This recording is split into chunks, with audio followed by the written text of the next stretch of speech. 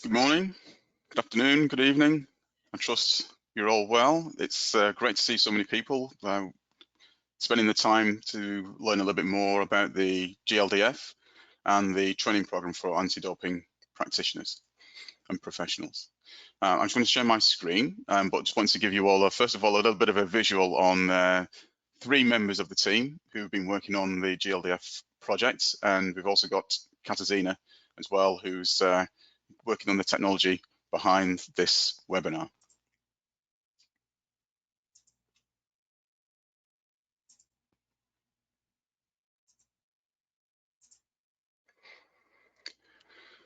Okay, so the title slide.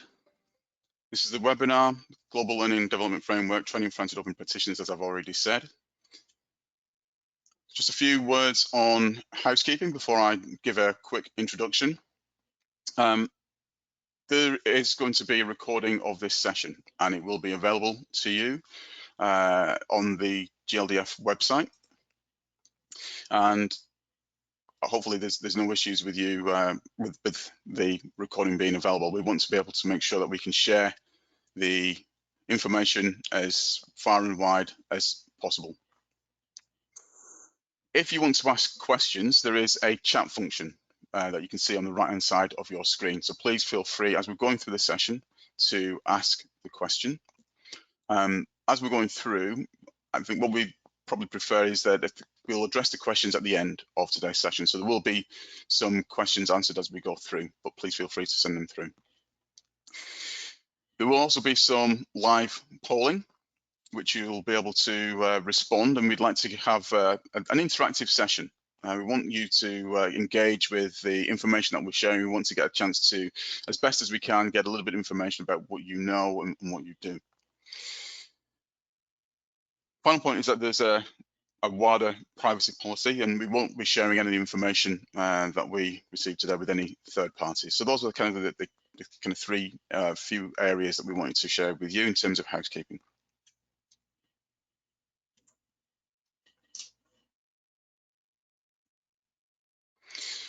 And as you can see there, you've seen us live, and here's a still of Katrine Dolman, Senior Manager, Capability Programs in Education. And there's myself, Colin Allen, who's the Manager for Global to Local Education, and we have Yumna Sakali, who's a Consultant for Education as well. So that's a very quick introduction. I'm really pleased to have you join us today. I'm going to hand over now to Yumna, who's going to give us a bit of an insight, getting to know him. Thank you, Colin. Hello, everyone. So we're just going to get started and ask you a couple of questions just to see who's in the room and who joined us today. Before we kick off the first poll, I just want you to know that we're going to ask you what role, over 3 questions, the next 3 slides, we're going to ask you what area you work in. I'm just sharing them here. I'm sharing a list here. So if you don't see the area you work in at the first slide, then you'll see it with the second poll or the third poll. Katarzyna, could I ask you to kick us off on our first poll, please?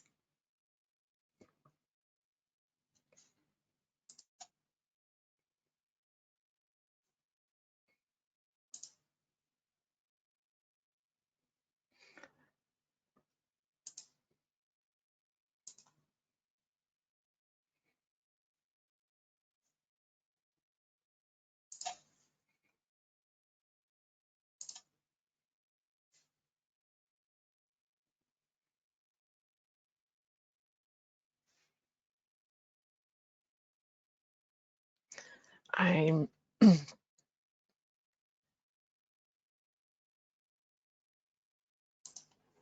So you should be seeing the questions popping up.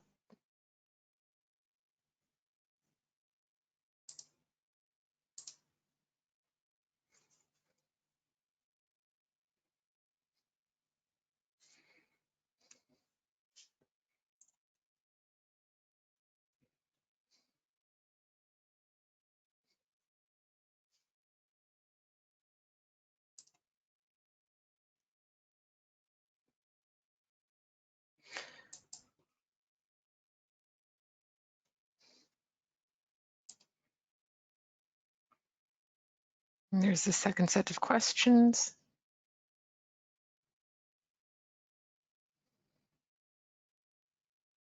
Again, are you in legal, in privacy, maybe part of a TUE committee?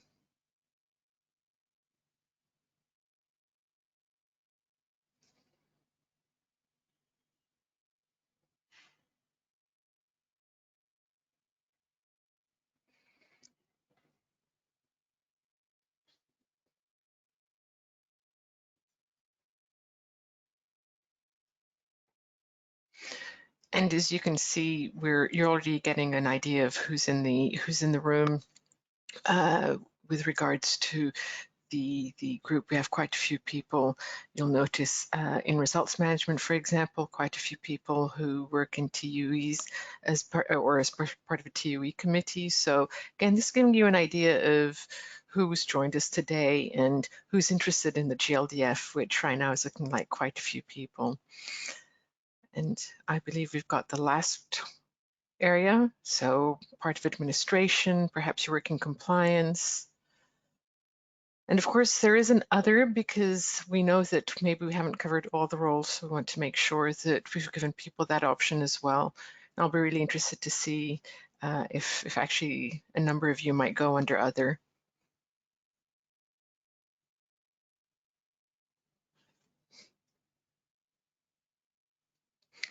Just a couple more seconds to give you a chance to go through the list.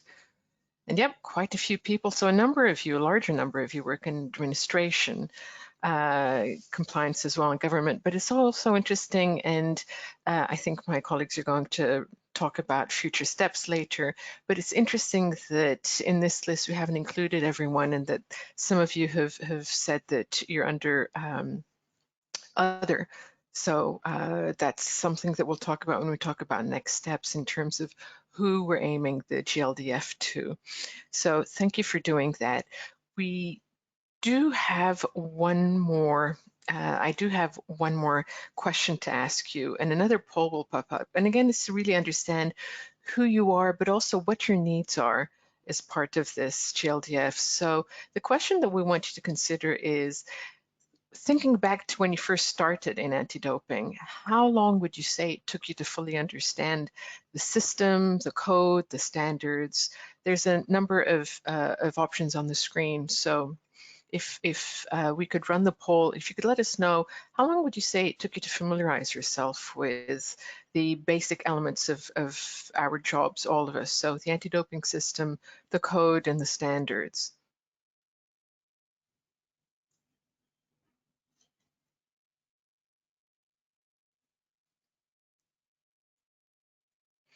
Just a couple more seconds to let you think about what your answer might be.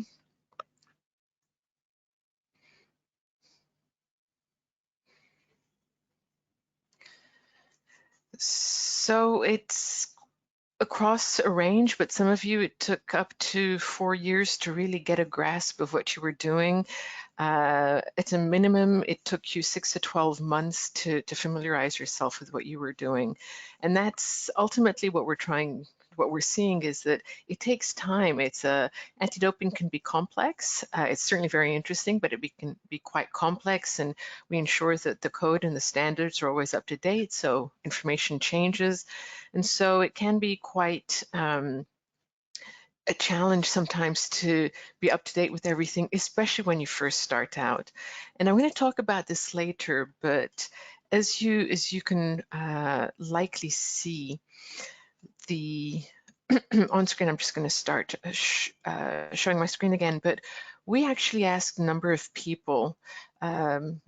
Year and a half ago, 2 years ago, we sent out a global skills survey. I beg your pardon, we're going to talk about this later, but we talked to a large number of people globally within the anti-doping community to see how long it took them. Same question.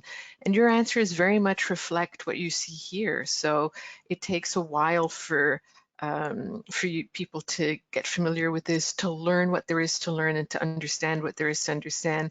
And that's one of the things we're going to be addressing in the next little while. And so I leave you with this so that you understand so that we all know who's in the room and what we think things. And I will pass this on now to Catherine, who will move us forward. Thank you, Yumna. Give me 1 second. I will start sharing my screen. Oops.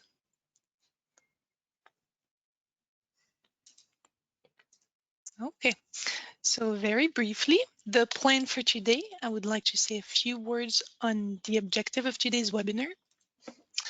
It's quite straightforward. It's for you to identify the training opportunities, the professional development opportunities that are available either to you as an individual practitioner or as a manager. If you are a manager of anti-doping practitioners, we want you to be able to go away today and understand what are the training opportunities, what are the resources available through the GLDF, the Global Learning and Development Framework, for your team members. And if you come here as an individual practitioner, we want you to be able to identify the professional development opportunities that could be of interest to you through the GLDF. A few words, and we'll keep this brief, but on how the GLDF inscribes itself in our strategic plan, WADA strategic plan for 2020-2024. There's 6 strategic priorities, and the GLDF sits under the Grow Impact strategy, as you can see on screen in orange, the purpose of which is to expand the reach and impact of anti-doping programs by enhancing capacity building and knowledge sharing between ADOs and empowering local program delivery. And under that strategic priority, there's 6 initiatives of how we will do it, how we want to grow the impact. And number 3 reads, as you can see on screen, develop training programs and qualification standards for anti-doping professionals to improve professionalism and enhance the capabilities of the anti-doping workforce. And this is where GLDF sits. This is what it's trying to address and achieve.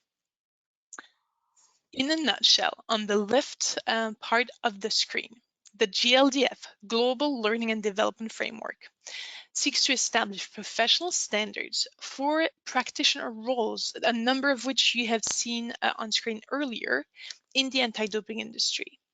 These professional standards provide then the foundation for learning and development activities, training and other opportunities that in the end support you in your capabilities. And what we're hoping to achieve with that on the right side of the screen is, in the end, improving the athlete's experience with anti-doping by improving the anti-doping programs, improving compliance, getting ahead of the curve. A number of you have gone through the CCQ exercise, and we see GLDF as something complementary that is ahead of the compliance curve, helping you to build competence and expertise, but also attracting people to the anti-doping industry as the industry professionalizes itself. I will pause for a second because I think someone is not on mute. Perhaps my colleagues can check. I think it's, yeah, thank you. Catherine, apologies to interrupt you. Can you hide your panel by pressing on the orange arrow? Of course. It's affecting a little bit the view. Thank you. Thank you, Katarzyna. 4 pillars to the GLDF. The first pillar is a number of documents that provide guidance on the required competence, the competent behaviors. So we have a number of documents, and Yumna will talk you through them on how you can use them, but they guide us on what competent behavior for the different roles should look like. Then we have also developed a number of training programs per role. Again, going back to the roles you've seen on screen earlier, we have started developing a number of training programs for these roles. The third pillar is how we implement the training, and we're organizing ourselves to have a streamlined training delivery system for the training programs. And then we want to continue building the community knowledge and a self-help culture beyond the training program. So we have a number of tools and opportunities for post-training support. I will now pass the floor back to Yumna so that she can tell you a bit about how we have developed this framework.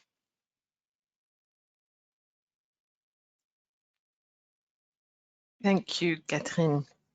So one of the key items here is that everything that Catherine listed, and we'll talk about it a little later, was not done alone. We went out and we consulted with the anti-doping community, the global anti-doping community. I'm going to show you what we achieved, but I want to, the reason we're sharing this is for you to know that we didn't achieve it on our own. We did this in consultation with, working with a number of experts. So for the pilot, and we were taught, a little later, Catherine and Colin are going to talk about the pilot and then the steps forward.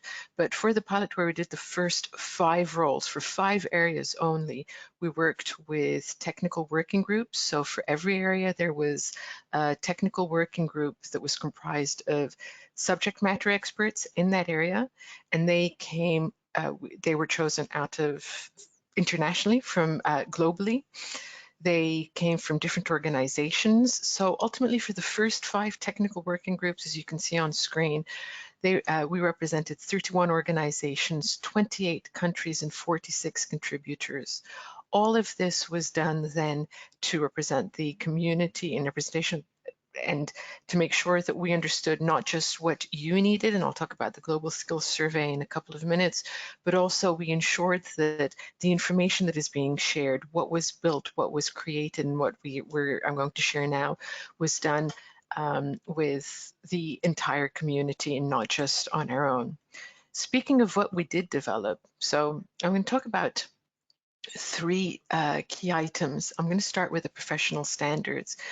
We currently have professional standards for results management, hearing panels, I&I, media and comms, and 2 more that escape me right now off the top of my head, privacy being one of them.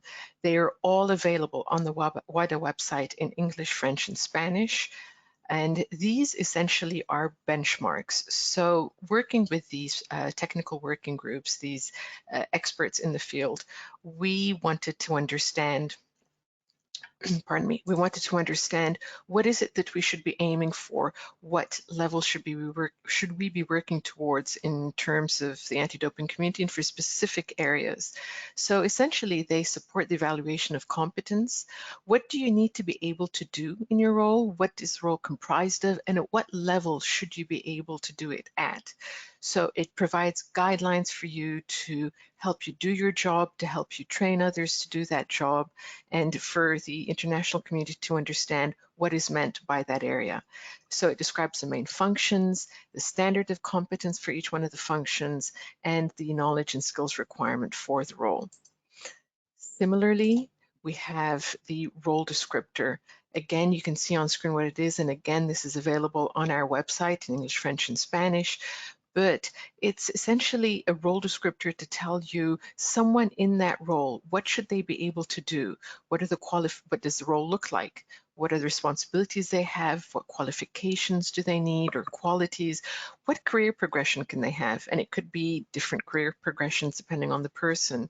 Examples of job titles, etc. We're looking to understand the reality of an ADO when they're looking to hire, and you can use these descriptors to actually put, if you're looking to hire someone or you're looking to provide a structure for someone to develop within their role. And those 2 are very role focused. So what does a practitioner do? But we also understand that there are certain competencies that cover every member of the ADO, of the anti-doping community. So values that we should all be living with and that influence practitioners, as you can see, but also the competencies that are common across roles. So some things are quite area specific. If you're in results management, you need to be able to do X or Y, but there's also certain skills that we need across the board that every one of us working in anti-doping needs. And we have an anti-doping core competency framework that reflects that. And again, this was all done in consultation with the technical working groups, but also with the entire community, because just as we asked you earlier, a couple of poll questions, and we'll have another one soon, but we went out and we talked to the community to understand what they need. And so using the professional standards, role descriptors, the core competencies, the skills survey, we used all of those documents and all of those elements to then build training programs. So we are going to take a minute here and ask you a question. What's your experience been with learning and development so far? So have you undertaken professional training that was specifically tailored to help you perform your role? Yes or no? And a poll question should be popping up now.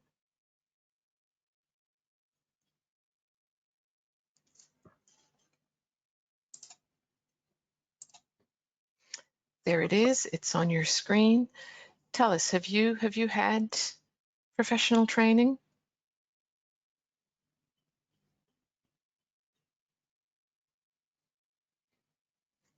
And you can take a minute to consider what you would consider professional training and tell us yes or no.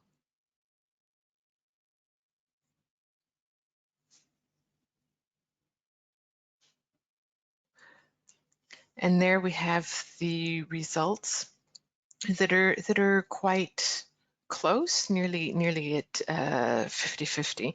So a number of you feel that you have and that you have had you have undertaken professional training, whereas also a large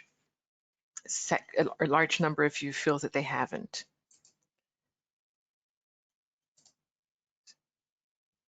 So as you take in the results, maybe you can think how you compare to everyone else that's in the room.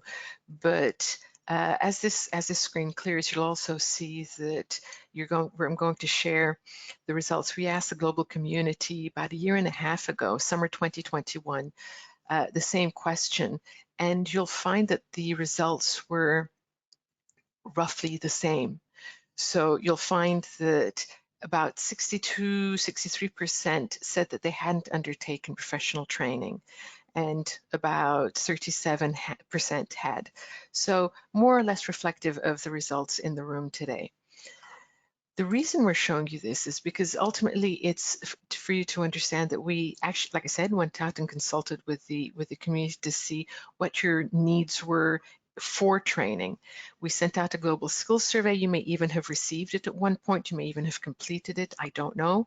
We had 150 respondents, and this was for global skills, covering 5 roles. Since then, we've also issued one for TUEs. One will be coming out for testing. And please, if you get these, do answer them, because as you can tell, we use this data very much to inform what we're putting out as part of the GLDF. You'll notice some of the stats. Obviously, people, 98% of the respondents want to feel better equipped. Who doesn't want to know how to do their job better and have better tools to do their job? So I'll give you a minute to take a look at the percentages that are on screen. Ultimately, what we're looking to do is take this data and provide you with obviously the professional standards, role descriptors, core competencies, but especially training to help you develop, because that's what the data is telling us. You would like to be trained and you would like to have more learning and development to help you in your profession. And with that, I believe I can hand over to Colin.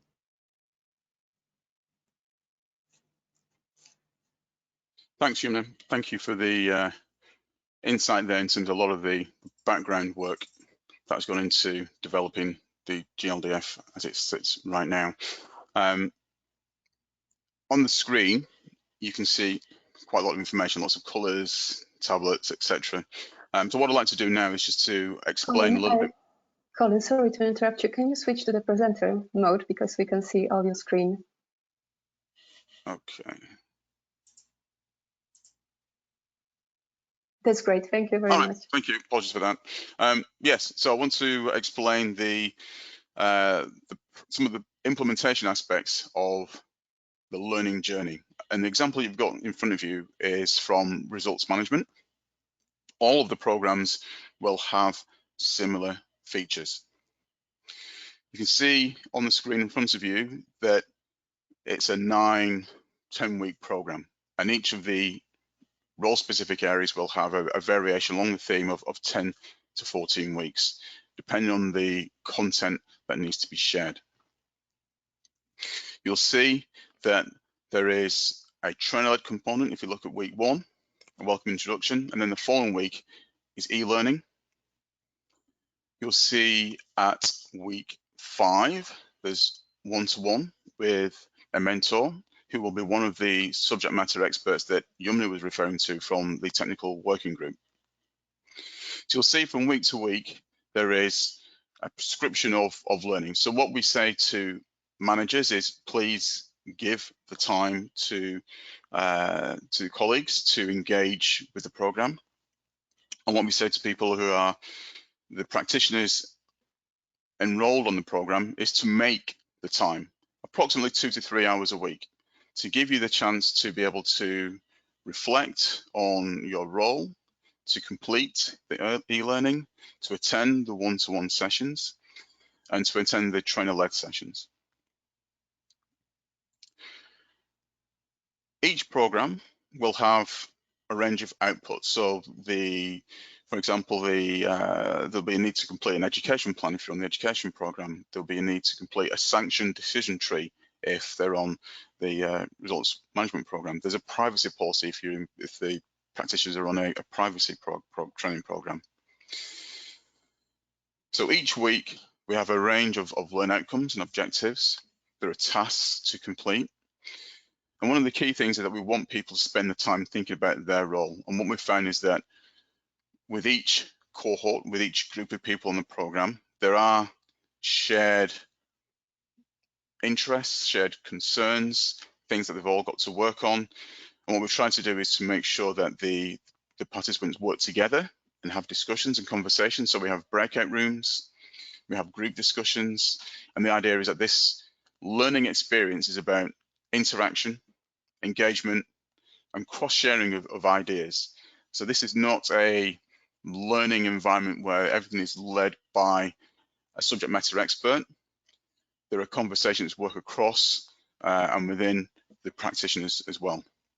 So there's an opportunity here for some community learning. The whole program is linked to and is in line with the professional standards that Yumna was talking about before. So it's really important that there is an understanding of the competencies of the role. And we also want to make sure that the learning is a real life, put in the context of the learning. So the trainers will spend time asking the practitioners about where they work, what they do, the size of the organization, the size of the teams that they're working with, what are the challenges, so that we can bring it into the context of what is the real day-to-day working life, in this example of somebody who works in results management. So each week we try to tell the conversations so that we can make sure that the adult learners are recognizing the importance of why they're involved in this training program. You'll see after week 9, there's the beyond the training, and that's where we were able to refer the participants to engage with the community of learning and to use what the resources that are available on the code implementation support program. There's quite a lot of information there. So I'm just going to give another moment to have a look at that.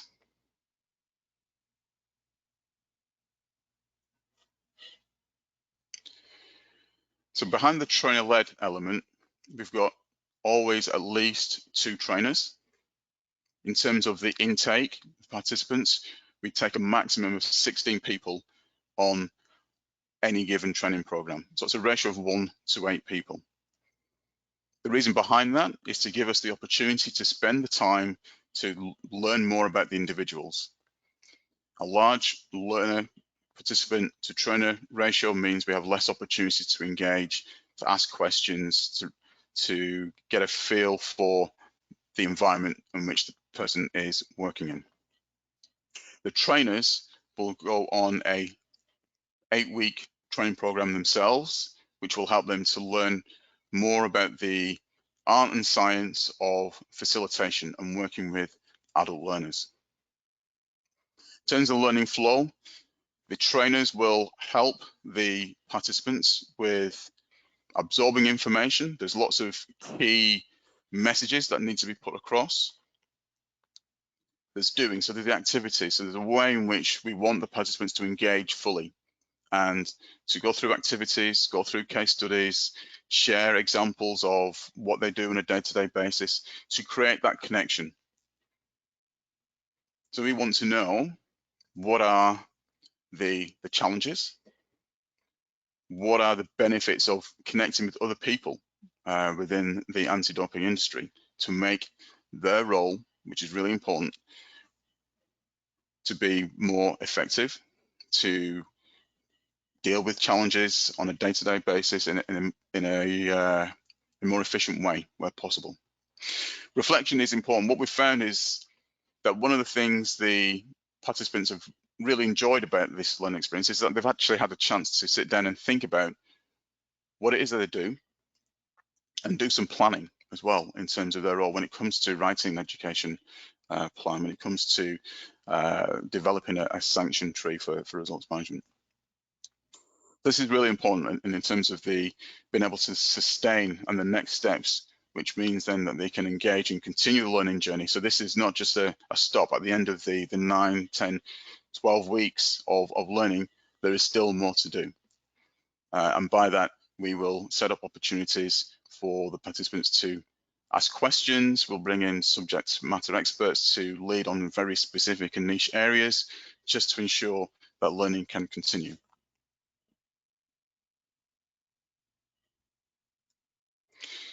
In terms of the training delivery, we've been working really hard on a pilot project, and this is with the support of the Polish Anti-Doping Agency.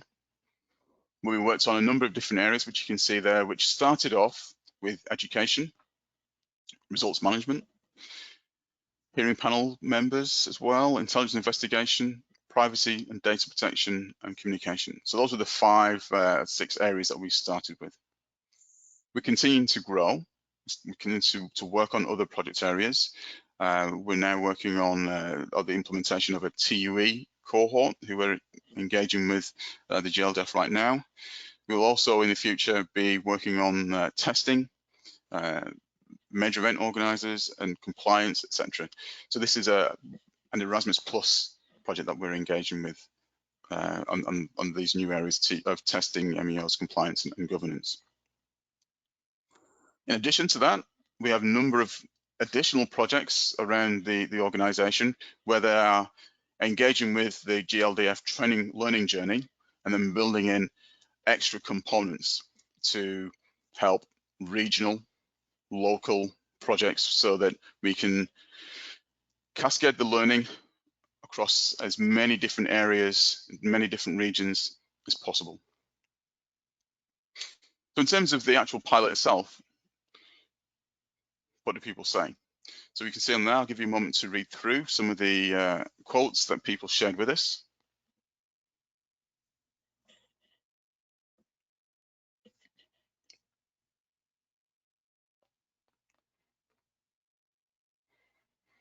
So there is an investment from ourselves as an organisation into putting training into operation to help people become more confident and competent in what they do. In terms of the survey, a large number of people had a good learning experience, a large number of people found the content relevant, and a large number of people who would recommend the training to a colleague.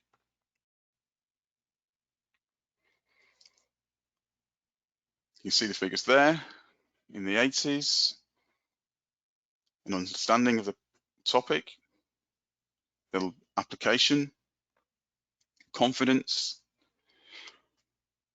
and the accessibility of the information that was shared, and the confidence.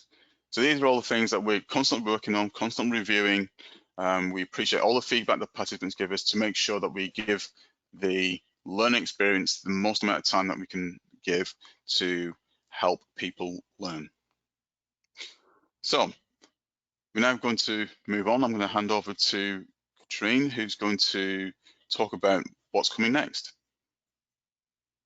Thank you, Colin. Give me a second while I share my screen. Sorry.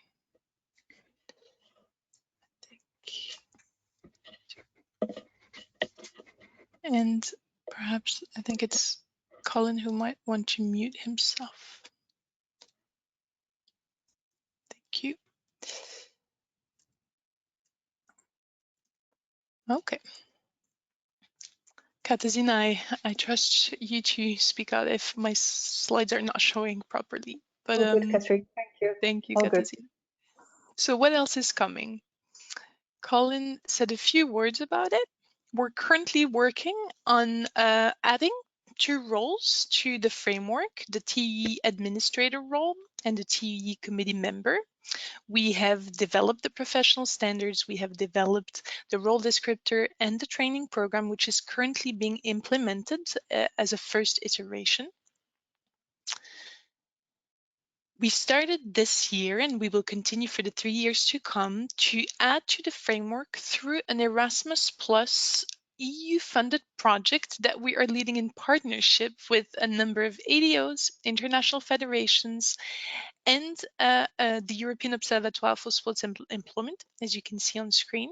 Although it is an EU project, we made sure that in the way we would continue to develop the framework, we would continue, as Yumna said in the beginning, to interact with the whole of the industry globally, because we want our training programs, our professional standards to represent the reality worldwide. Through this project, we will be adding a number of roles to the framework. We have started the work for the testing officer manager, but we will also add the role responsible for compliance, the anti-doping officer manager for a major event organization, the role of a government advisor, and we will also undertake an exercise of a comprehensive mapping of the industry to identify which roles are we missing. Yumna, at the beginning of our session, pointed out that a number of you ticked others. So we are aware that we might need to broaden our framework to include other roles who might benefit from the training offer as well. Another activity we will undertake with this project is the development of tools to help ADOs benchmark their training. If you have training within your ADO and you want to benchmark it against the professional standards, against what would be expected in a training program to reach the criteria of the professional standards, you will be able to self-assess your training, and might be especially helpful as well as within the industry. We know there is this practice of ADOs helping each other, which we want to encourage, but bringing everyone to the same level of excellency.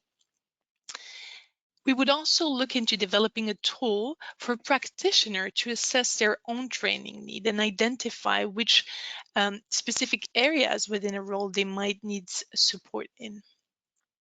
So that's on the docket for us in the coming years. Now, here's how you can join us if you are interested in benefiting from the training opportunities. On the left side of the screen, I'll say a few words about how we've been operating currently under the pilot projects. We've been working as the education team closely with a number of teams from WADA, the NATO-RADA relations team, the regional offices, the compliance team, to identify who we think would benefit from the training. And we've been adopting an invitation approach, but also hearing from the ground who is expressing needs and desire for training. So currently, we're still encouraging you to share with your regional offices your needs for training. We are working on a calendar that gives our colleague oversight on what are the trainings coming up in the 18 to 24 months, so that they can liaise with you, pointing you towards training opportunities coming up in the 2 years to come. In the future, what we're also hoping to do is, once we have filled a number of seats on these training programs, Colin said it's 16 per training, If there are remaining seats, once we've gone through this internal invitation approach, we would open these remaining seats to an application process for anyone who would be interested. So this is something we are trying to put in place and would communicate, of course, once it becomes available. So this is what we wanted to cover in terms of information, but we wanted to make sure we give a decent amount for question and answers. So I will now turn to Colin because he will be moderating this time. And I think we might even want to stop sharing our screen so you can see us back on screen.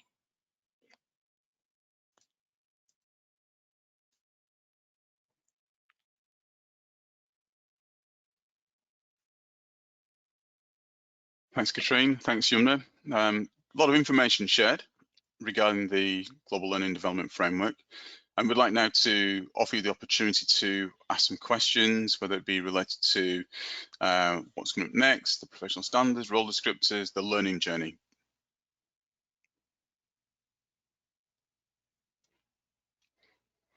So yes, if you've got any questions, you see on your screens, there's an option there for chat.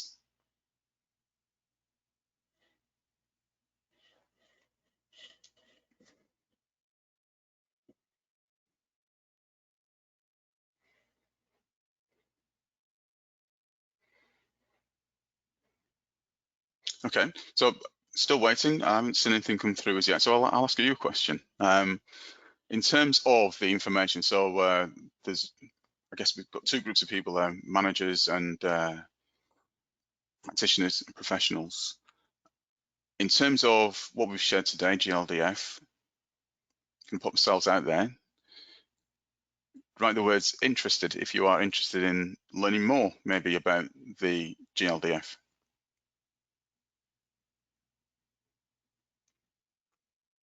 And if so, what would that be? What would help gain and improve your understanding and awareness of the GLDF?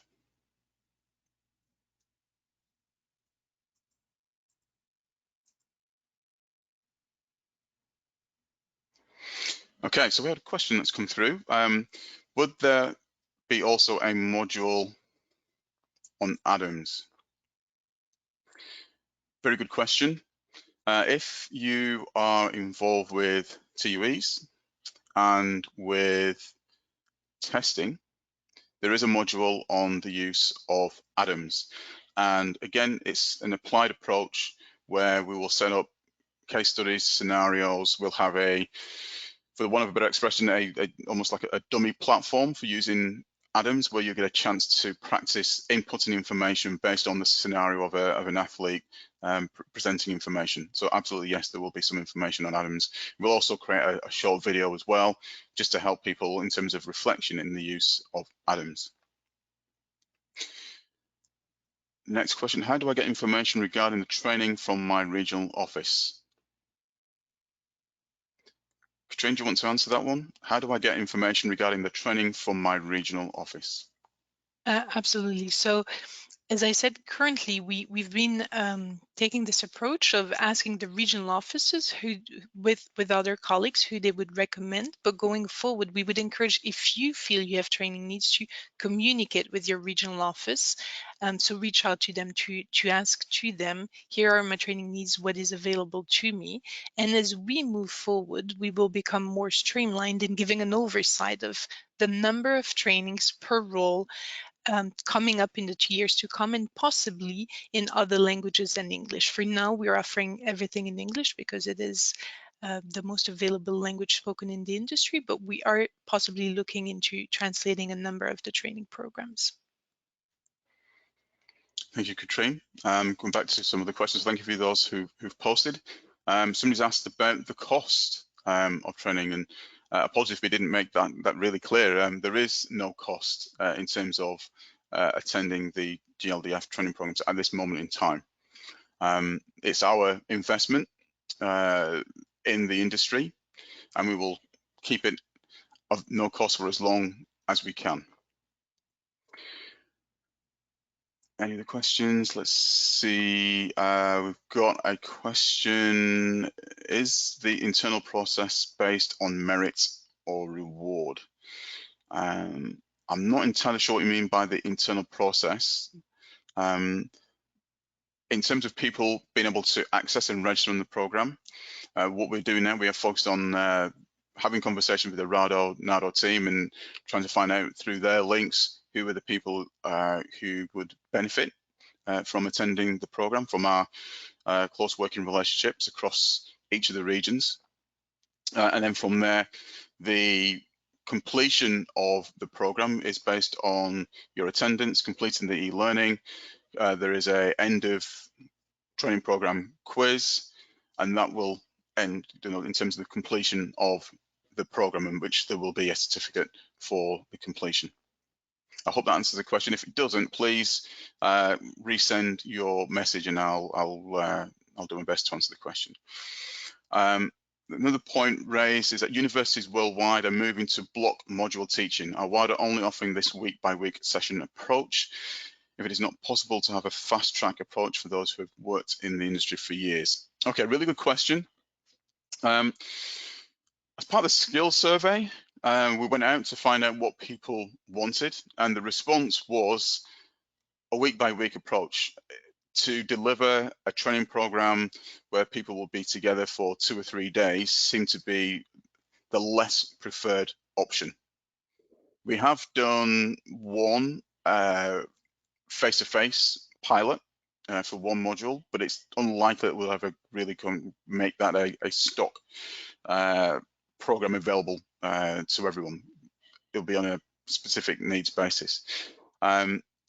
In terms of people who've worked in the industry for many years, what we've found is that even within the pilot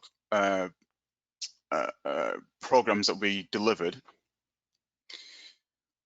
there were still people who were learning things from their role and learning from others, even from the people who've not been in the industry for particularly long. A number of people, as Katrina had mentioned, have recently submitted their CCQ, and there was actions that been asked, and they found that having the conversations linked through the training program helped them to reflect on what they might do in terms of a response to the actions that they had received. So we are making the program available to everyone, regardless of how long they've been in the industry, because we do honestly believe that the opportunity to reflect, to receive updates, and also share their learning with other people has proved to be really helpful. I don't know if Katrina or you want to add to that.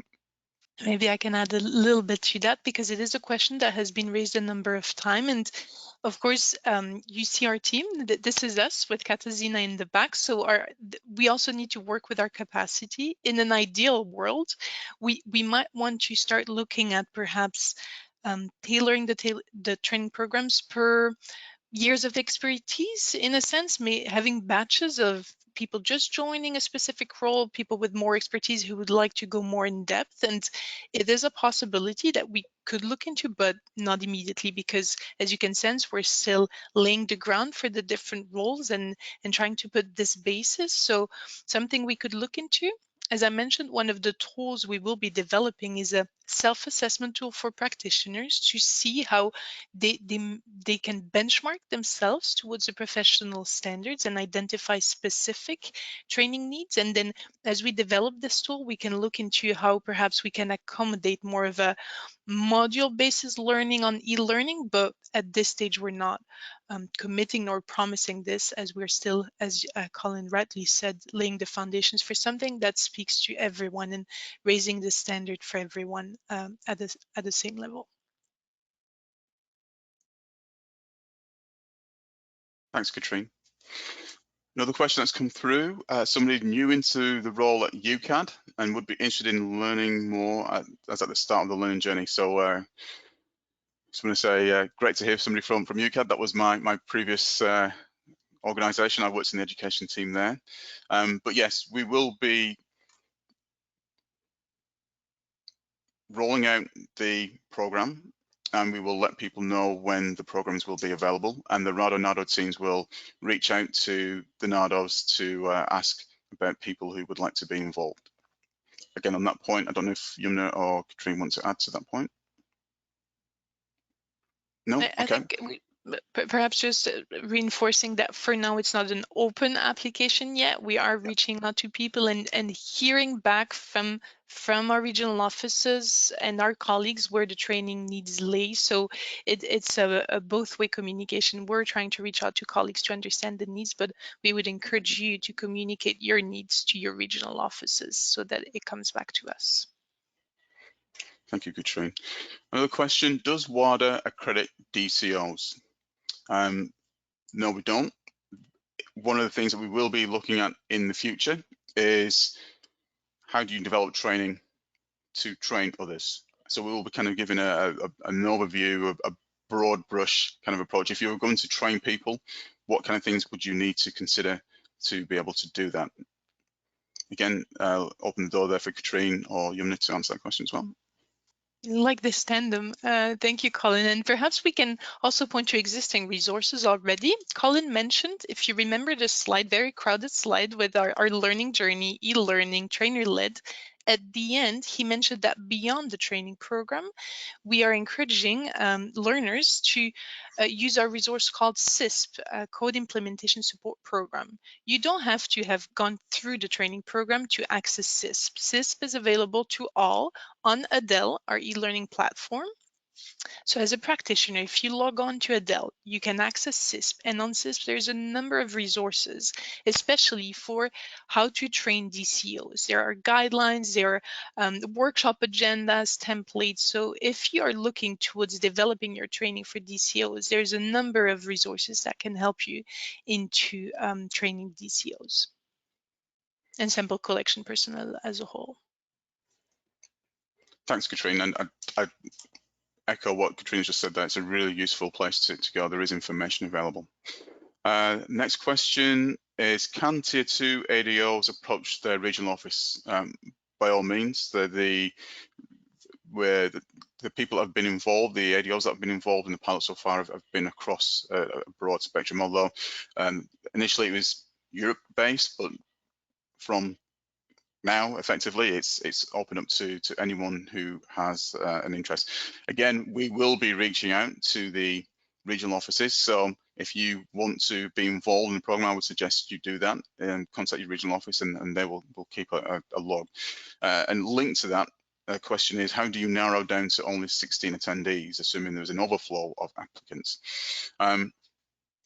We do keep a waiting list. Katarzyna does a fantastic job of working with the RADO-NADO team to create the list, and we will be having a program where, for example, testing, results management will be delivered multiple times throughout the year. So even if there is a program available in January, February, for example, and you're not able to get onto that program, we will be running it again.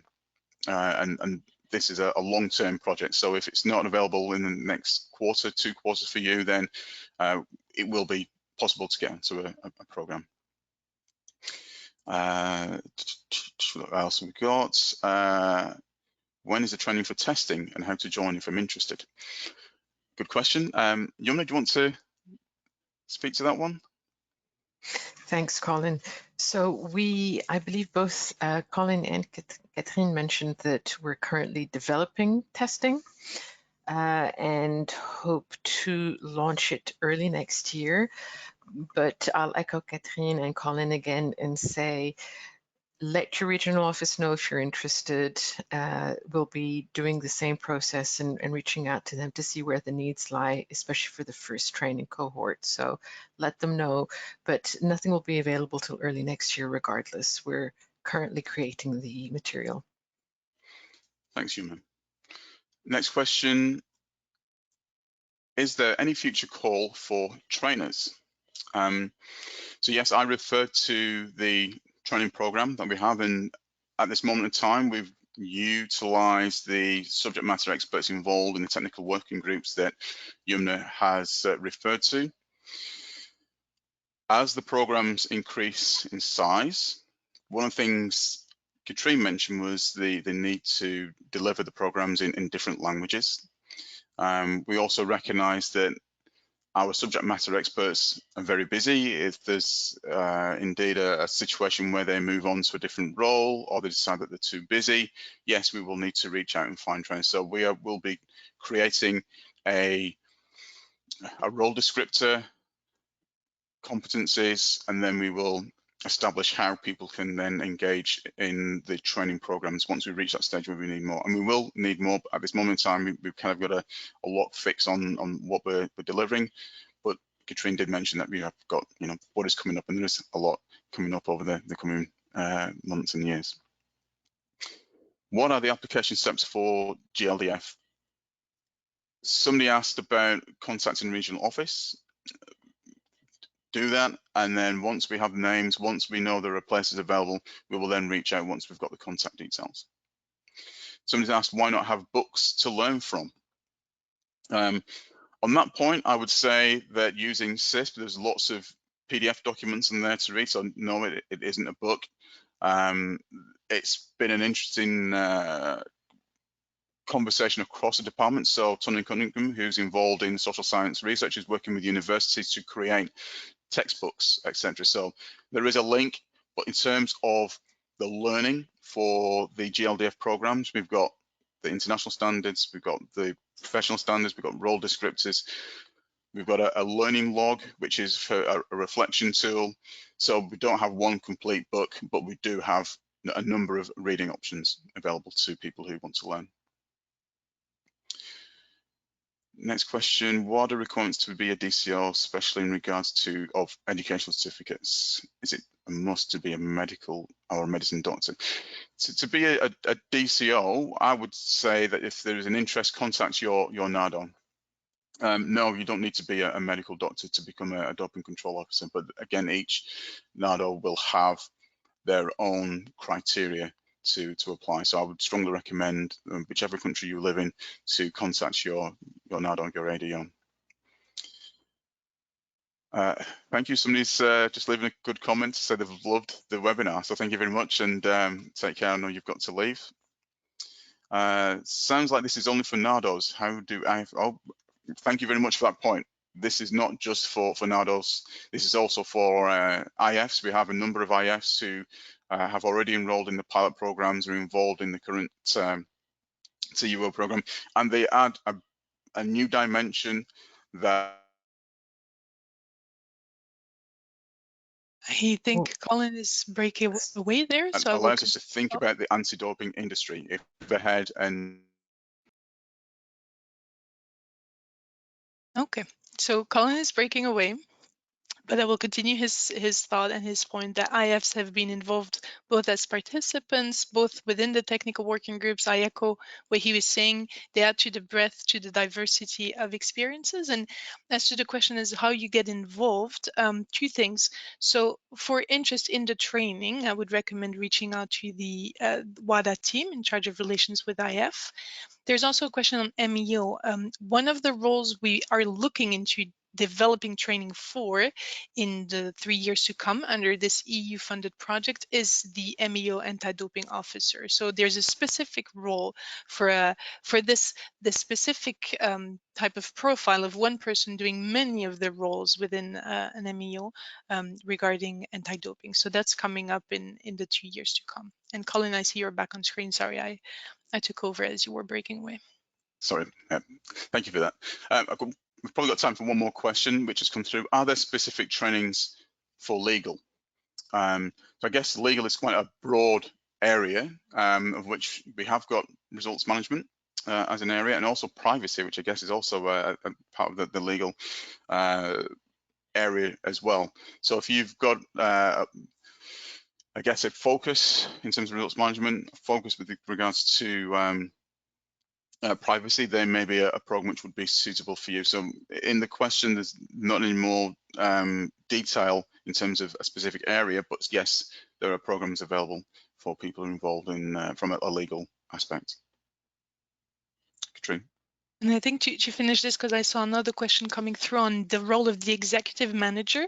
As I said, one of the things we will undertake in the 2 years to come is this comprehensive mapping. Are there roles missing from our framework, but also assessing for which roles would it be beneficial to develop a training, because we're looking at roles within the anti-doping industry. Some are very technical, some are perhaps less technical to specifically anti-doping functions, but still serve the anti-doping industry. So one of the assessments we will be doing is for which roles and to which degree of general training will we go to. What type of training will we continue to develop, and will we look at more generic roles or not? So this is something a phase we're entering into now in the 2 years to come. Okay, thank you again, Katrine and Yumna, for your input in answering the questions. I'd like to say thank you very much for attending and for the questions, the great questions that have come through. We hope that we've been able to improve your level of understanding with regards to the Global Learning Development Framework, the training program for anti-doping professionals and practitioners. Please keep an eye on the GLDF website. There will be information being released as things occur, and also please use the CISP platform as well for information generally about specific roles that you're involved with. At that point, in terms of any final words, I just want to say thank you and enjoy the rest of your working days, and we look forward to seeing you on a GLDF platform near you soon. Thank you, Colin. Thank you, Yumna. Bye-bye.